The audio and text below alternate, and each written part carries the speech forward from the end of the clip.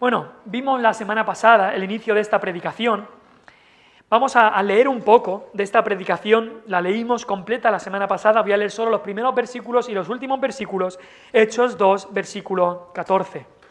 Dice la palabra de Dios: Entonces Pedro, poniéndose en pie con los 11, alzó la voz y les habló diciendo: Varones judíos y todos los que habitáis en Jerusalén, esto os sea notorio y oíd mis palabras.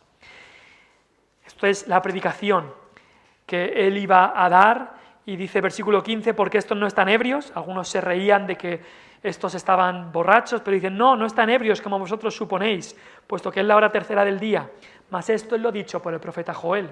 Y luego la predicación acaba en el versículo 36, diciendo: sepa pues ciertísimamente toda la casa de Israel, que a este Jesús a quien vosotros crucificasteis, Dios le ha hecho Señor y Cristo.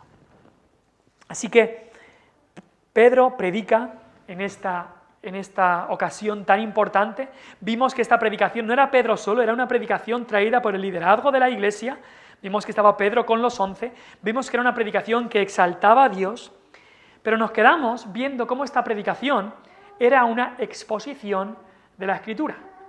Y es muy importante que nos demos cuenta de esto, que toda predicación lo que debe hacer es exponer la Escritura. Hablamos de cuando uno va a un museo y lo que quiere ver es el cuadro, una exposición del cuadro. Tú no quieres que te manchen el cuadro que tú quieres ver el cuadro tal como fue pintado. Lo quieres ver tal como fue. Y debemos saber lo que es predicación bíblica. Y predicación bíblica es una exposición de la Escritura. ¿Por qué? Alguien puede decir, bueno, eso que lo sepa el que va a predicar, pero yo que no voy a predicar, ¿por qué lo tengo que saber? Porque debemos ser y discernir bien lo que es predicación bíblica a lo que no es predicación bíblica. Porque alguien se puede subir a un púlpito, incluso abrir la Biblia y predicar algo que va en contra de este libro. Incluso puede utilizar algunos versículos sacados de contexto para predicar otra cosa.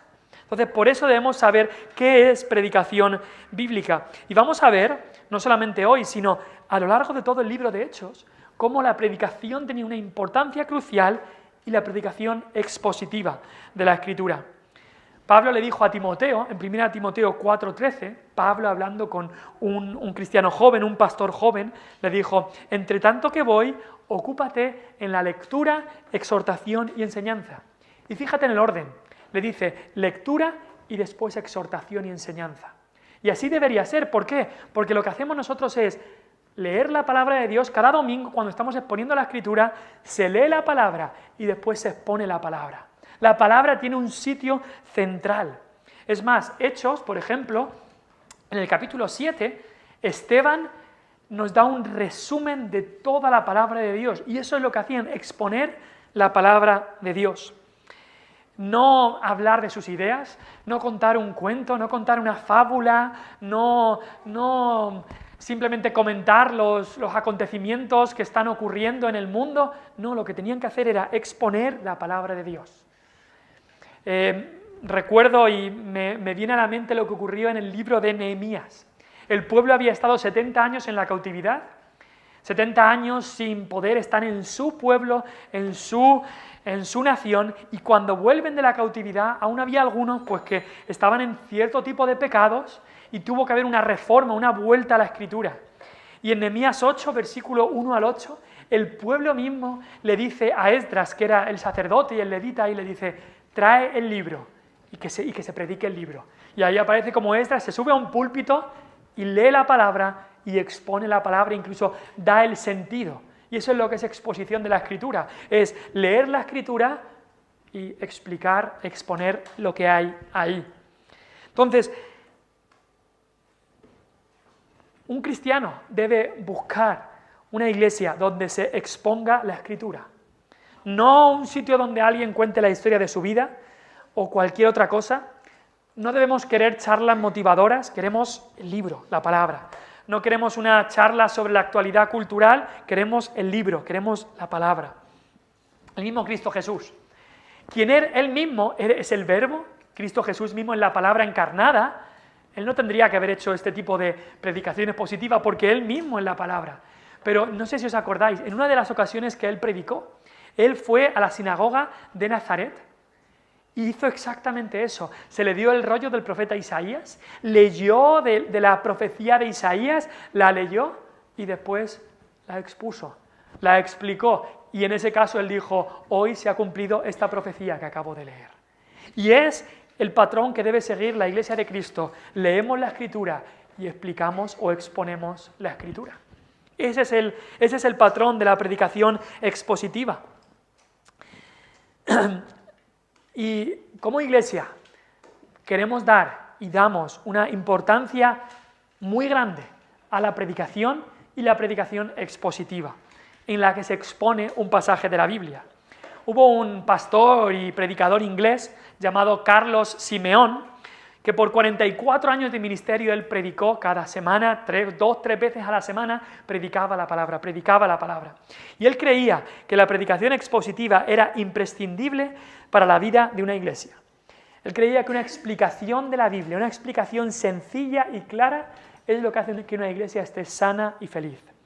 Él dijo, y escucha estas palabras con atención, él dijo, mi esfuerzo consiste en sacar de la Escritura lo que está ahí y no meter lo que pienso que podría estar ahí. Importante, sacar lo que está ahí, no meter en la Escritura lo que yo pienso que está ahí. Tengo un gran celo, una gran pasión en esta cabeza, nunca hablar ni más ni menos de lo que creo que es la mente del Espíritu en el pasaje que estoy exponiendo. Entonces, por eso tenemos que ser llenísimos de la palabra, leerla una y otra vez para saber lo que hay aquí, no para inventarnos lo que creo que está ahí, no para coger un versículo, leerlo y sacar cualquier tipo de conclusión, no, llenarnos, leer, estudiar una y otra vez, hasta que, como se dijo de alguno, cuando le pinchaba salía Biblia, que estemos tan saturados de la Escritura. Un pastor actual, contemporáneo, llamado John MacArthur, el cual recomiendo, sus predicaciones están en español y ha sido un fiel expositor de la palabra de Dios, ya tiene unos 84 años el hombre, pero él ha dicho, la predicación expositiva es predicar de tal manera que el significado del pasaje bíblico se presente completa y exactamente como Dios quería. Hay un pasaje y tiene que presentarse completa y exactamente como Dios quería. Otro pastor llamado Mark Dever dice que predicación expositiva es la predicación en la cual el principal punto del texto bíblico que se considera llega a ser el principal punto del sermón que se predica y así se aplica a la vida actual. Eso es exponer la palabra. Otra cosa no vale. Lo que tenemos que hacer es exponer la palabra. Es como decíamos el cuadro. Tú vas a ver el cuadro en el museo, tú no quieres que venga alguien a pintar el cuadro por encima, tú no quieres que te pongan un cristal que está sucio y que no puedes ver el cuadro, tú quieres que el cuadro se exponga claramente. Y la predicación que debe predicar la Iglesia de Cristo es predicación en la que se expone claramente el pasaje y el punto central del pasaje es el punto central del mensaje, de la predicación. Desgraciadamente esto muchas veces no ocurre así. Hay algunas personas que cogen un versículo, simplemente leen un versículo y de ahí empiezan a hablar una cosa que va totalmente en contra del versículo que está allí. Y he visto esto hecho muchas veces. Se coge un versículo, imaginemos por ejemplo el versículo de Filipenses 4:13, todo lo puedo en Cristo que me fortalece. Y se habla de una charla motivadora de cómo tú puedes triunfar en los negocios, cómo tú puedes... Cuando ese texto está hablando, el contexto de ese texto está hablando cómo Pablo sufría persecución, cómo Pablo más que nada sufría hambre, sufría pobreza, y decía Pablo, Dios me ha enseñado a estar bien cuando sufro pobreza y a estar bien cuando tengo abundancia. Todo lo puedo en Cristo que me fortalece. Entonces, claro, si tú coges un versículo, lo sacas de contexto y lo utilizas para cualquier cosa y hay un gran problema. Otros lo que hacen es que tienen un tema del que quieren hablar y van buscando textos en la palabra de Dios que se adecúan al tema del que quieren hablar y simplemente predican así. Eso se puede llamar predicación temática y aunque puede haber predicación temática buena, pero hay que llevar cuidado. Porque si yo tengo unas ideas en mi cabeza y lo que quiero es que la palabra de Dios se adecúe a lo que yo tengo en mi cabeza, así no es como debemos ir a la palabra de Dios. A la palabra de Dios vamos para que la palabra de Dios entre nosotros, no para que nosotros metamos nuestras ideas en la palabra de Dios. Entonces, lo que Pedro hizo en este sermón de Pentecostés es predicó expositivamente textos del Antiguo Testamento. Y sabes una cosa que me encanta de este primer sermón de la iglesia cristiana en Pentecostés, es que los pasajes que habla, que nombra el apóstol Pedro son amplios. Hay dos pasajes amplios, uno de Joel, del profeta Joel, otro del Salmo 16, y son pasajes que él coge de 4, 5, 6 versículos. No coge un versículo o una frase para decir lo que él quiera, sino que son pasajes amplios, lo coge en su contexto y los explica. Entonces, me gusta este sermón porque se hace eso y Pedro está exponiendo la Escritura. Y creo que el Señor lo hizo por esa razón, para que aprendamos cómo debe ser la predicación bíblica. Dos pasajes amplios del Antiguo Testamento, los lee enteramente, los recita exactamente como era y entonces los explica. Y son dos pasajes que se habían cumplido en esos días. Y si miras esta predicación en Hechos capítulo 2, prácticamente la mitad de su predicación son versículos. Y eso es importante. Eso es importante cuando tú escuchas una predicación y no hay versículos, no hay referencias a la palabra de Dios, no hay pasajes de la Escritura recitados o leídos o referenciados, algo te tendría que decir. Este hombre puede hablar muy bien, puede habernos contado 10 historias que me han hecho llorar, pero ¿se ha hablado de la Escritura o no? ¿Es la Escritura lo que ha sido expuesta o simplemente este hombre nos ha contado sus experiencias? No hay nada mal en contar sus experiencias, pero eso no es predicación. Y tenemos que entender lo que es predicación expositiva, lo que es predicación bíblica, según la palabra de Dios nos la enseña.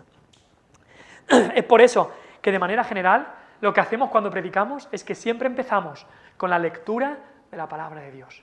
Se lee y luego se expone. Es normalmente lo que hacemos para que esté claro que la palabra de Dios es la que tiene la preeminencia. Es una predicación que simplemente expone lo que enseña la palabra de Dios. Entonces, predicación es exposición de la Escritura. Ahora, en cuarto lugar queremos ver que esta predicación aquí en Hechos 2 es una predicación que proclama la profecía cumplida.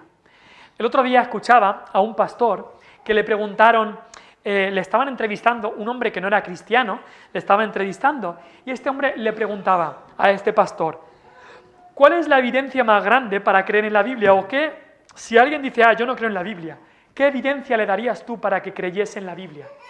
Y este pastor muy sabiamente le decía, una de las evidencias más grandes para creer en este libro son las profecías cumplidas. Y tiene razón, hay miles de profecías en este libro que se han cumplido.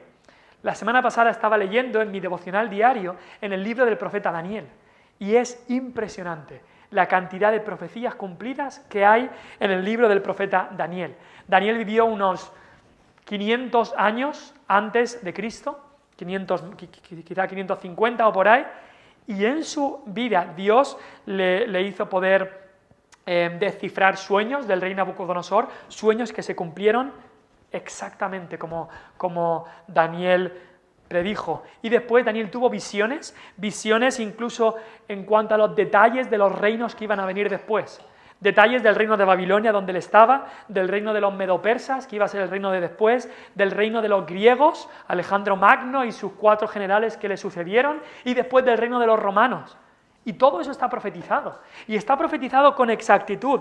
Tanto es así, tan exactos son los detalles de la profecía de Daniel, que los habló cientos de años antes que ocurriera, que muchos de los historiadores que han leído el libro del profeta Daniel no se pueden creer que haya sido escrito tantos años antes. Y tienen que decir, bueno, quizás es que fue escrito por gente después. Gente después seguramente lo escribió o lo modificó, porque no puede ser que esté con tanta exactitud profetizado cómo iban a ser estos otros reinos.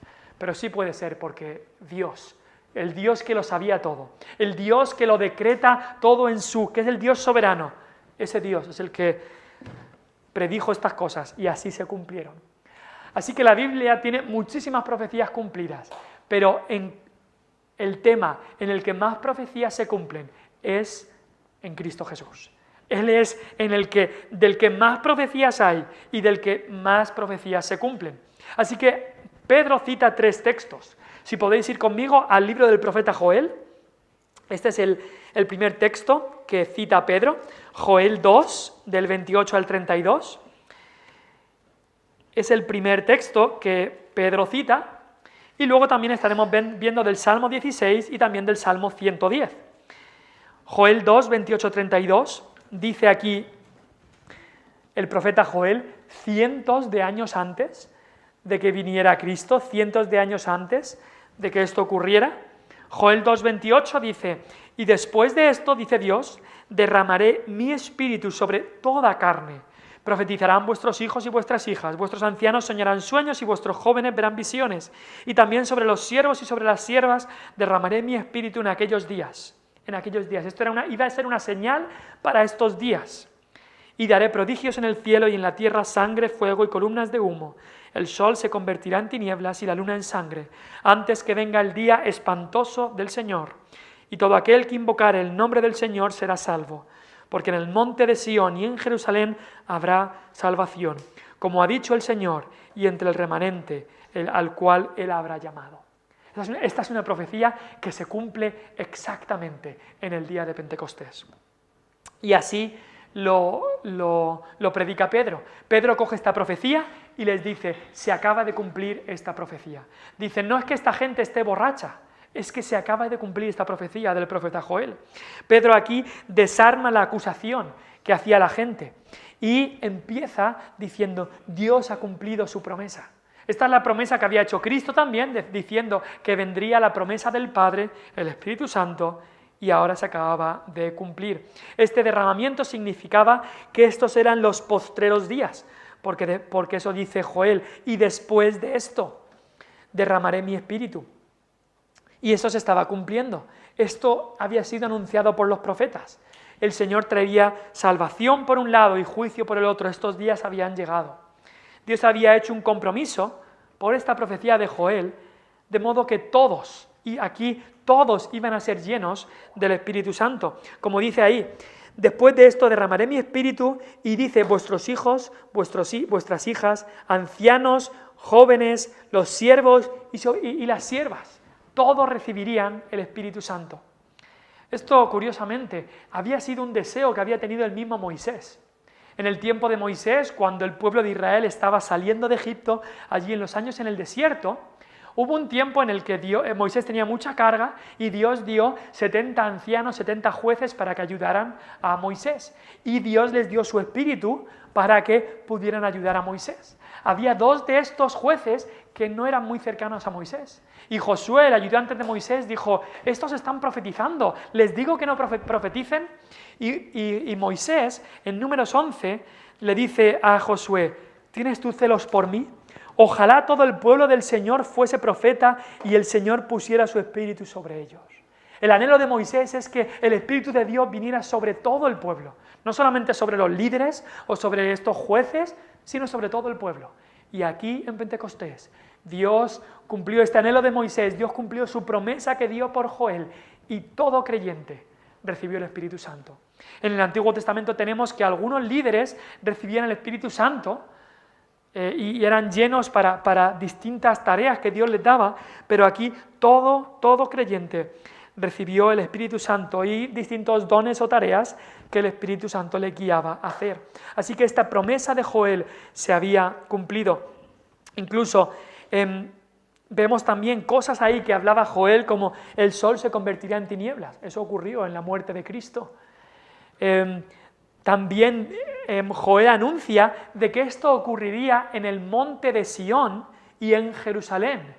¿Y dónde está Pedro predicando? Está predicando seguramente en el mismo templo que estaba en Sión y en Jerusalén. Entonces, esta profecía de Joel se cumplió en Hechos 2. Pero Pedro continúa su discurso, Pedro continúa su predicación, porque hay más cosas que se habían cumplido. Y Pedro da quizá un giro repentino. Los oyentes necesitaban entender que Jesús había resucitado. Y que no era cosa de los discípulos, sino que era que Jesús, que había resucitado, que estaba ahora en el cielo, Él es el que había enviado su Espíritu. Que esto no era una cosa que los creyentes se habían sacado de la manga, sino que Jesús había derramado el Espíritu Santo sobre los creyentes. Así que del versículo 22, Pedro, en Hechos 2, 22, Pedro les explica lo que había pasado con Jesucristo, les recuerda cómo habían crucificado a Jesucristo, y entonces les habla algo que había ocurrido con Jesucristo, que era otra profecía que se había cumplido. Les habla del Salmo 16, del versículo 25 al 28 de Hechos 2, les recita el Salmo 16. Ahora mira lo que dice el Salmo 16 del 8 al 11. Salmo 16 del 8 al 11, ahí David escribiendo dice: al Señor he puesto siempre delante de mí, porque está a mi diestra, no seré conmovido. Se alegró por tanto mi corazón y se gozó mi alma.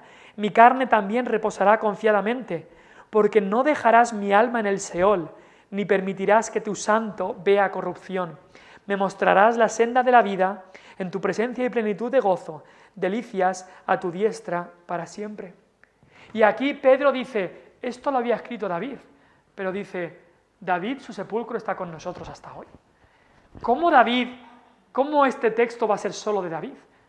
David dice que no permitirás que tu santo vea corrupción. ¿Quién está hablando allí? David no está hablando de sí mismo, David está hablando de Jesucristo, del Mesías. Y ese es el punto de Pedro en el sermón de Pentecostés. Dice, versículo 29, se os puede decir libremente que David murió, fue sepultado, su sepulcro está con nosotros. Podían visitar el sepulcro de David y ahí estaban sus huesos. Su cuerpo había visto corrupción.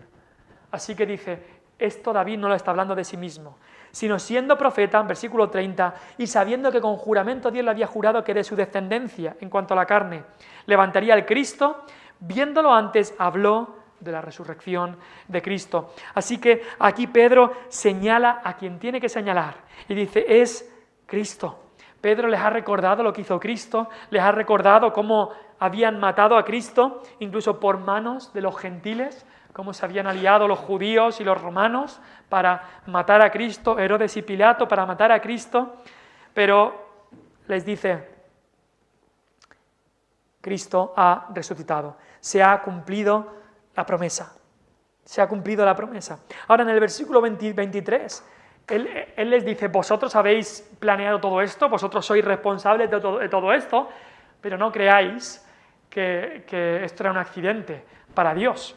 Dice el versículo 23, a Jesucristo, entregado por el determinado consejo y anticipado conocimiento de Dios. La muerte de Cristo no es que a Dios se le fue de las manos el plan, no. En la muerte de Cristo, tanto judíos como romanos, como gentiles, eran responsables de lo que habían hecho, pero no había truncado el plan divino. Ese era el plan divino desde el inicio. Los que lo hicieron eran responsables, pero era el plan de Dios desde toda la eternidad, que Cristo viniera y muriera por el pecador. Y eso claramente Pedro se lo está diciendo, pero les dice, no se ha quedado en la tumba, ha resucitado. Y me encanta, como dice en el versículo 32, a este Jesús resucitó Dios, de lo cual todos nosotros somos testigos. Todos nosotros somos testigos. Así que, exaltado por la diestra de Dios y habiendo recibido del Padre la promesa del Espíritu Santo, ha derramado esto que vosotros veis y oís. No estaban predicando el recuerdo de un hombre muerto, no, estaban predicando la resurrección de Cristo, esta profecía que había sido cumplida.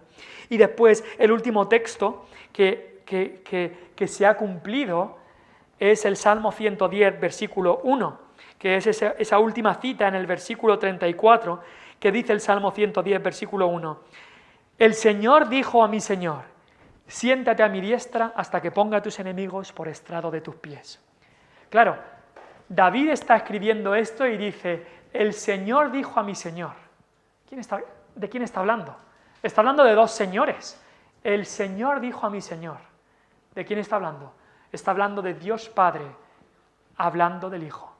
El Señor, Dios Padre, le dijo a mi Señor, dice David, a Jesucristo, a su Hijo, siéntate a mi diestra, hasta que ponga a tus enemigos por estrado de tus pies. Y eso es lo que está Pedro diciendo, se ha cumplido. Cristo ha resucitado, cumpliendo la profecía del Salmo 16, que su cuerpo no vería corrupción, y Cristo ahora se ha sentado a la diestra del Padre. Así que eso es lo que Pedro está predicando aquí, que la profecía se ha cumplido.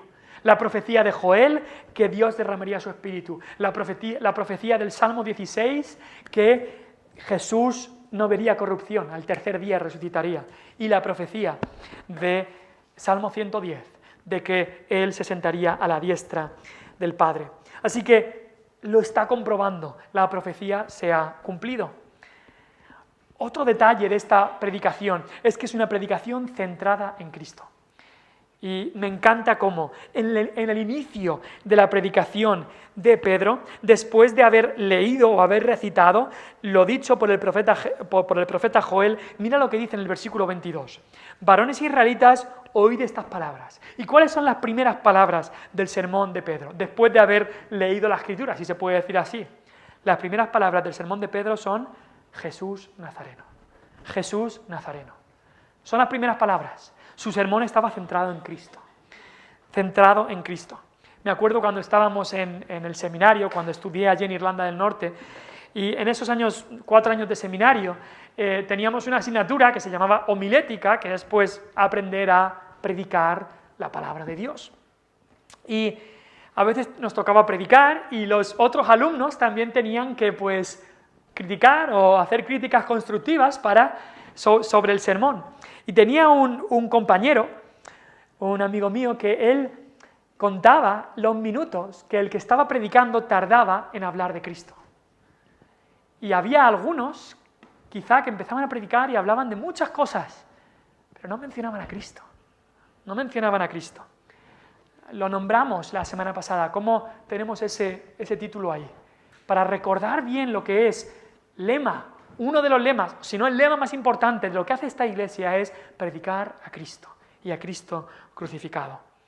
Es lo que Cristo les había dicho en Hechos 1, versículo 8, lo que tenían que hacer los discípulos. Dice, recibiréis poder cuando haya venido sobre vosotros el Espíritu Santo. ¿Para qué iban a recibir poder? ¿Para hacer milagros? ¿Para hacer señales? ¿Para ganar dinero? No. Y me seréis testigos. El poder lo iban a recibir para ser testigos de Cristo, para predicar a Cristo. Y en Hechos 2, la predicación de Pedro es un resumen de la vida de Cristo. Habla de la vida de Cristo en el versículo 22, habla de la muerte de Cristo en el versículo 23, habla de la resurrección de Cristo en el versículo 24 y también en el 32, y habla de la exaltación de Cristo en el versículo 33. Su sermón es cristocéntrico, centrado en Cristo. Su sermón es siempre, está Cristo ahí, y no solamente del apóstol Pedro aquí, es que vas por todo Hechos y no hay ninguno que predique y no nombre a Jesucristo, y no predique a Jesucristo. El predicador Spurgeon, un predicador londinense de hace 2 siglos, él dijo, con relación a predicar a Cristo, él dijo, si un hombre es capaz de predicar sermones sin Cristo, no te hagas daño a ti mismo escuchándolo. Y Spurgeon cuenta la historia de un anciano pastor que escuchó un sermón de un joven y después el joven pastor, el joven predicador, le preguntó al anciano pastor qué pensaba del sermón. El anciano pastor no quería responder porque era muy sabio, no quería responder, pero el otro insistió y el pastor anciano dijo, mira, si te digo la verdad, no me gustó para nada, porque no había nada de Cristo en tu sermón.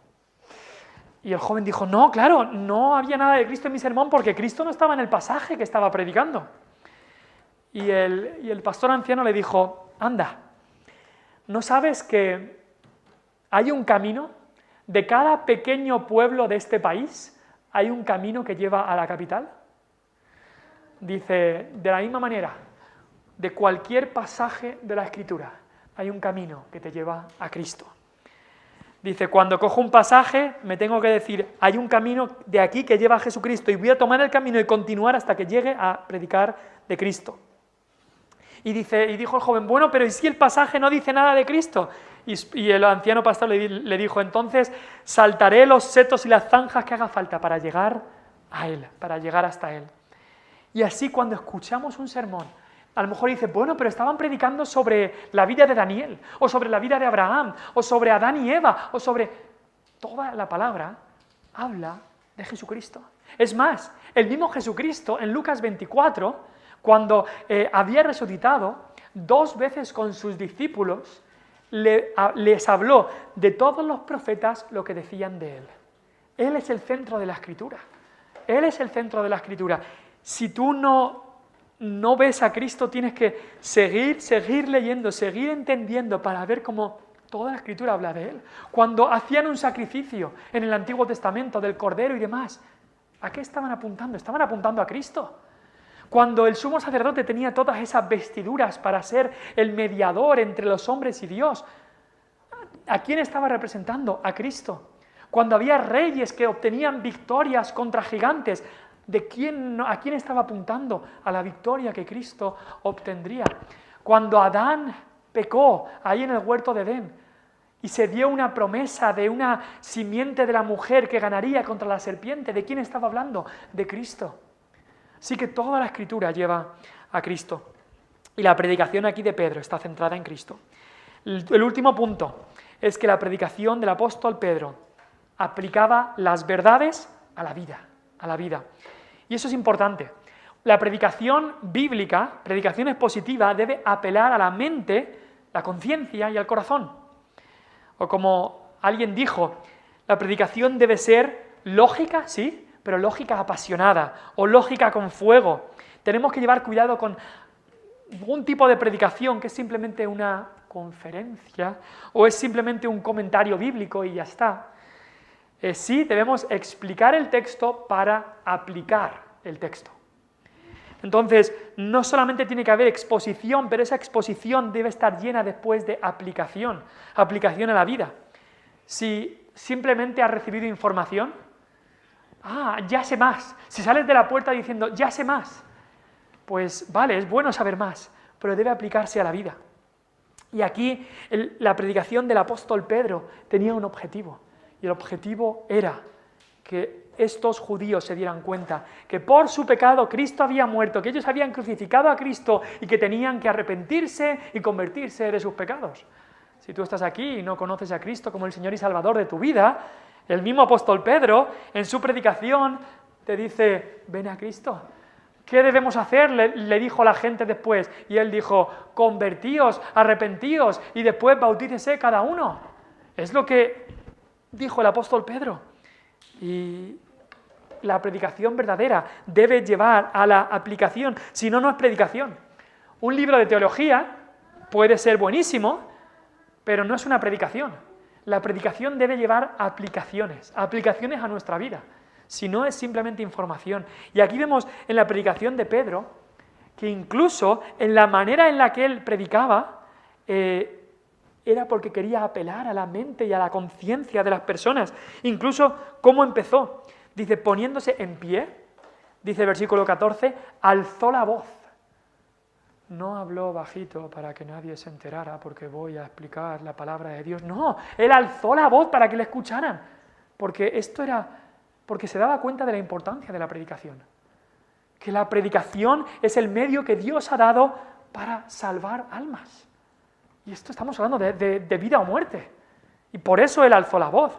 Y no solamente vemos eso, vemos que les llama, apela a sus compatriotas, les dice varones judíos en el versículo 14, les dice varones israelitas en el versículo 22 y les dice varones hermanos en el versículo 20. Vemos con la mente, pero también apela a nuestro corazón. Y entonces produce una reacción. Y así es como hace Pedro en esta predicación. Tenía que haber una respuesta. La predicación bíblica manda que haya una respuesta y por eso acaba así diciendo a quien vosotros crucificasteis. Y cuando le piden qué haremos, tiene que haber una respuesta y dice arrepentíos, bautícese. Tiene que haber una respuesta a la predicación bíblica. Este hombre que he nombrado antes, y con esto ya acabamos, Carlos Simeon, un hombre de Inglaterra de hace unos siglos, él enumeró los fines de la exposición bíblica de la siguiente forma. Él dijo, ¿para qué es la predicación bíblica? Que debe aplicar estas verdades a la vida. Dijo, es para humillar al pecador, exaltar al Salvador y promover la santidad. 3 principios, 3 propósitos de la predicación para que se aplican estas verdades a nuestra vida. Humillar al pecador, exaltar al Salvador y promover la santidad. No sé si habéis leído el libro Portavoz de la Gracia, estos libretos que dejamos ahí, pero eso es también lo que ellos han puesto, sacándolo de este hombre que lo escribió, como los propósitos de estos libretos. Humillar al pecador, exaltar al Salvador y promover la santidad. Y eso es lo que va a ocurrir cuando las verdades de la palabra de Dios se aplican a nuestra vida, y la predicación debe incluir eso. Eso es lo que Pedro hizo en esta predicación. Esta predicación, que es expositiva, expuso la Escritura, que hablaba de cómo las profecías se habían cumplido. Esta predicación que estaba centrada en Cristo, pero esta predicación que aplicaba a las verdades a la vida. Muy importante que todas estas cosas sean las características de las predicaciones que escuchamos, de las predicaciones que escuchan nuestros oídos. Así que esto no es solamente para los que predican, esto es también para los que escuchan, para los oyentes. ¿Qué tipo de predicación es la que estás buscando? Porque al final nos dice la palabra de Dios que muchos se amontonan maestros conforme a sus concupiscencias. Muchos van buscando aquello que le acaricie el oído. Pero lo que debemos buscar es aquella predicación que es bíblica, que se ciñe a la Escritura. No que coge un texto y dice lo que quiere, sino que explica y expone la Escritura. Que seamos como aquella iglesia que el apóstol Pablo una vez visitó, que eran los de Berea, y nos dice que eran más nobles que los que estaban en Tesalónica, porque buscaban y examinaban diligentemente en las Escrituras para ver si las cosas que decía Pablo eran así. Y así deberíamos hacer nosotros. Ir a la Escritura. Cuando se predica, ir a la Escritura. Esto que se ha dicho es así. Voy a la Escritura y ver si se ha expuesto a la Escritura o no. Sí que estas son las características de la predicación de Pedro y de la predicación bíblica. Vamos a ver.